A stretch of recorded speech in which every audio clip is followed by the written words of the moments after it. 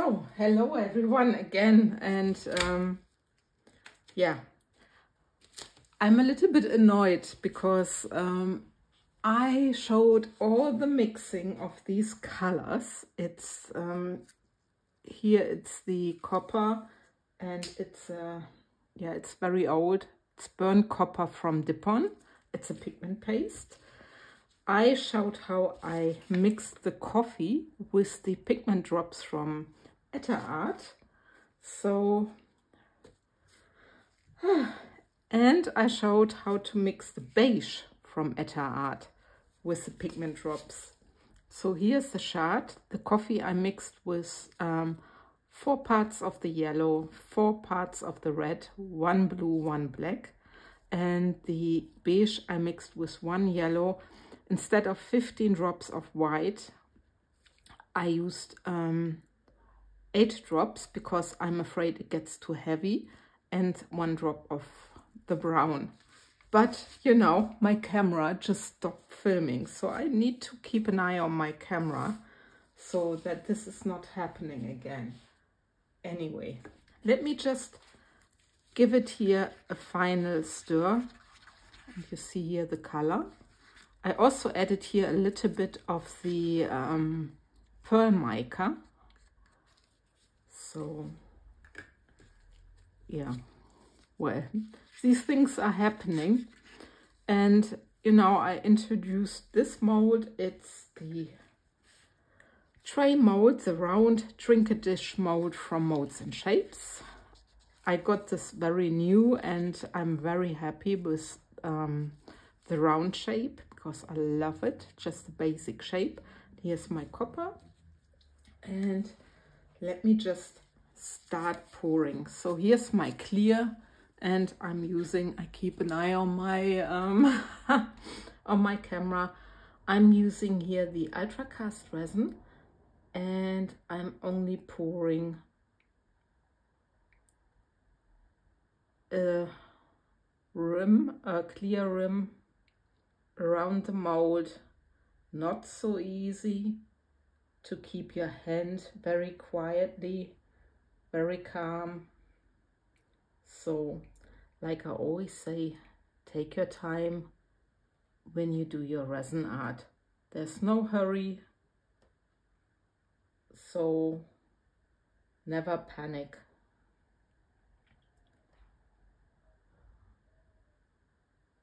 So this is now like this, and I love to have this clear rim because it gives also, especially with the trinket dish molds, at this rim a nice effect, and it gives very often a sort of nice crackle effect. It looks like stone or something like this, and this is what I really adore. Now I'm just taking my dotting tool, going carefully around the edges so I can get rid of most of the bubbles. And I'm doing the same here. And now I should get a paper towel. Hang on. To clean my dotting tool. I'm very well prepared. I just stopped work. I worked from home today. And well, anyway. So, I'm just starting with my coffee tone. And you see my hand is not the most quiet one at the moment. Or the most, not quiet, but calm one. But I'm trying my best, and I always make sure I pour from up high. I'm not sure how much difference it makes, but I think with a thin stream you have a more evenly result. So this is my coffee, and the next color is gonna be my copper. So here I'm doing the same. I'm pouring on top of my coffee color, And hopefully I'm getting a nice shading, a nice effect.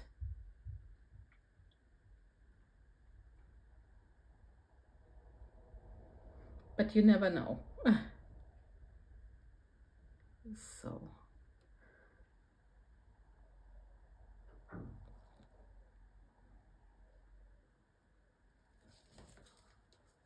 And I think this has a lot of bubbles.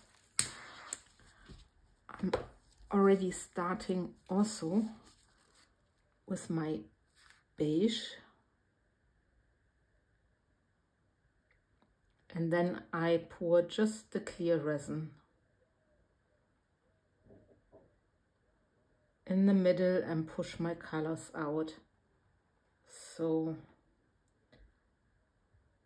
I just hope I get a nice effect.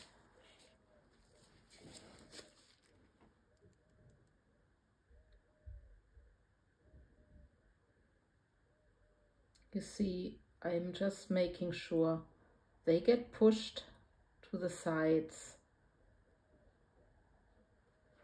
And now I need to see how much space I still have. I guess I can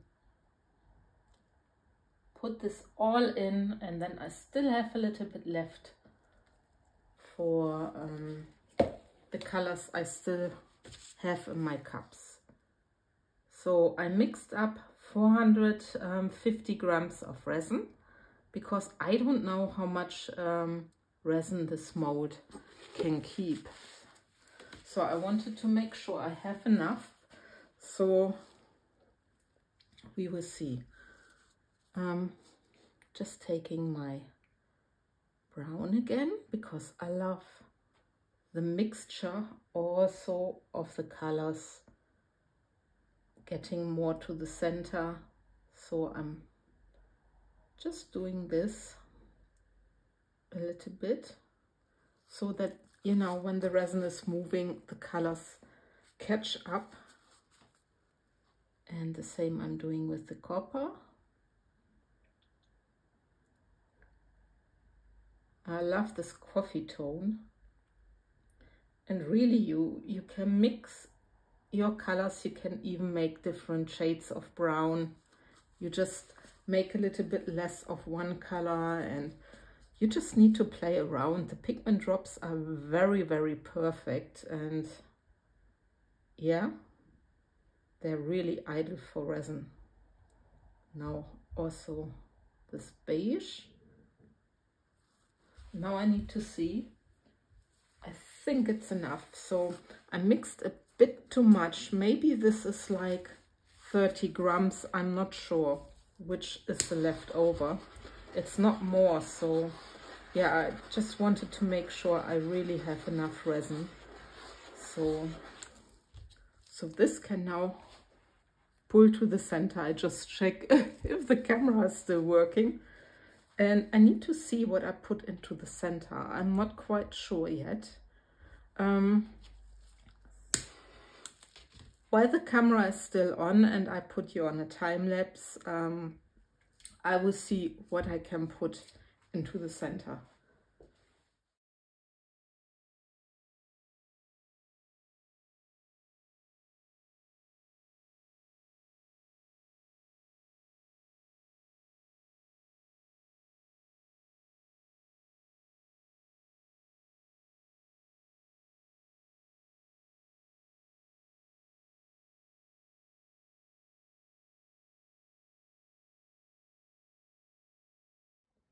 So I'm just quickly back because I wanted to show you that it almost closed, but there's only a little hole where the glitter is.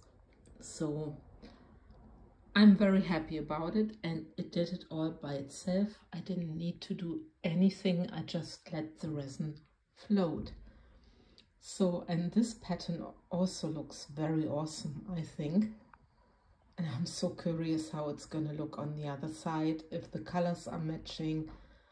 So yeah, we see each other tomorrow for the unmolding. Well, for you it will be only just a second, I guess. So demolding time, and I'm very curious. It really closed nicely, and I really didn't need to help with anything. It really floated, and I'm very curious. I'm sorry for my nail, it's a little bit dirty. I don't know why this is.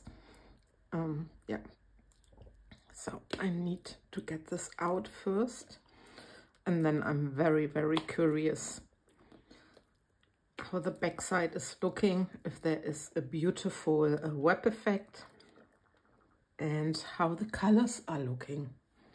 So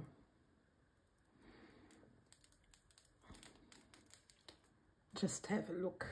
Let me put my mold away and look at these colors. I really love the natural shade of it. The copper is mainly here, and it's really awesome to mix your own colors. I'm very happy with this. I'm very happy with the whole web effect. And you have this little crackle effect outside. So I'm very, very happy. Yeah, just have a look again. And I will make an end video anyway, where you can see everything a little bit better. Yeah, I hope you liked this video, and yeah, I think it's a beautiful tray, and we see each other for my next video, hopefully. Take care, guys. Thanks for watching. Bye bye.